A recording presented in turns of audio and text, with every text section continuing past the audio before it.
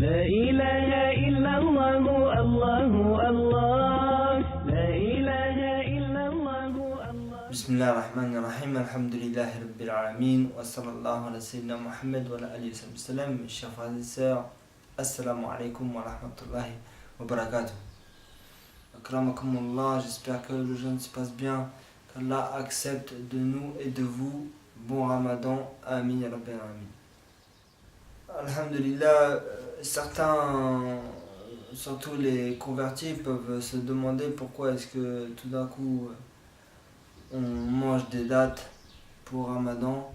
Et la raison pour laquelle on mange des dates, bien, ce n'est pas que le prophète sallallahu alayhi wa sallam vivait en Arabie et vivait dans un endroit où il y avait beaucoup de dates, mais c'est parce que lui-même mangeait des dates et que c'était sa sunna sallallahu alayhi wa sallam, le prophète sallallahu alayhi wa sallam, de manger des dates, et il a recommandé, voire même on peut dire ordonné, de manger des dates. Le prophète sallallahu alayhi wa sallam a dit: Ida aftara ahadukum falyuftir ala tamrin fa in lam yajid falyuftir ala ma'in fa innahu tahur. Si l'un d'entre vous va rompre le jeûne, alors qu'il le rompt avec une date. Et si il n'en trouve pas, alors qu'il rompt avec de l'eau, car certes, l'eau est pure. Donc c'est essentiellement ça la raison pour laquelle les musulmans mangent des dates, que ce soit pour rompre ou que ce soit de manière générale. Mais c'est vrai que quand vient Ramadan, on a une effluve de dates qui viennent dans les magasins et les supermarchés. Et maintenant, alhamdulillah, en plus de trouver des dates de Tunisie, des dates d'Algérie, on trouve même des dates d'autres pays comme la Palestine, comme l'Arabie Saoudite, comme l'Iran.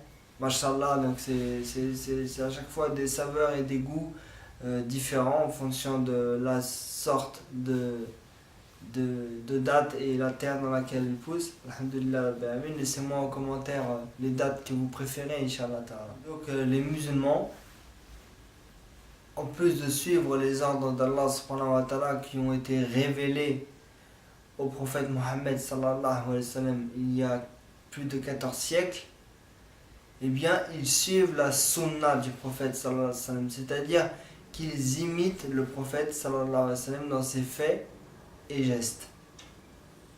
Pour vous donner une indication à quel point le prophète sallallahu alayhi wa sallam est imité et aimé chez les musulmans, walhamdulillah, car ça fait partie de l'iman. Comme il a dit: La yu'minu ahadukum hatta akuna ahabba ilayhi min nafsihi. L'un de vous ne sera pas un véritable croyant tant que je ne serai pas plus aimé de lui que sa propre personne. Et donc, le prénom, le premier prénom composé le plus donné en France, c'est Mohamed Amin. C'est pas Jean-Pierre ou Jean-Christophe ou un prénom français. Le prénom composé en France le plus donné, c'est Mohamed Amin. Un livre qui a été écrit par John Hart, c'est un Américain. Il a dû être écrit dans les années peut-être 90, voire peut-être même avant, je sais pas, je me souviens plus la date à laquelle ce livre a été écrit. En tout cas, c'est un livre assez ancien qui a été écrit et qui répertorie les 100 personnes les plus influentes de l'histoire de l'humanité. Les 100 personnes les plus influentes de l'histoire de l'humanité. Et c'est un Américain qui l'a écrit, c'est pas un musulman. Et il a mis en numéro 1, il a mis le prophète Mohammed sallallahu alayhi wa sallam. Et Jésus alayhi salam n'est venu qu'en 7e position. Pourquoi? Tout simplement parce que il a dit que la personne la plus imitée au monde pour pour faire court, il a dit la personne la plus imitée au monde, c'est le prophète sallallahu alayhi wa sallam. Alhamdulillah, qu'Allah nous donne l'amour du prophète sallallahu alayhi wa sallam et qu'Allah nous donne l'amour de sa famille et l'amour de ses compagnons. Barakallahu fikum, bon Ramadan, wassalamu alaikum wa rahmatullahi wa barakatuh.